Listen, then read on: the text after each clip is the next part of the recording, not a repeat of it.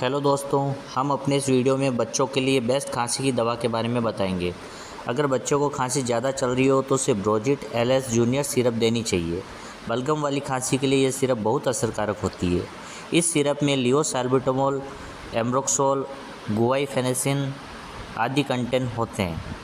लियोसाल्बुटामोल फेफड़ों तक पहुंचने वाले वायु मार्गों को आराम पहुंचाकर और उन्हें खोलकर सांस लेना आसान बनाता है।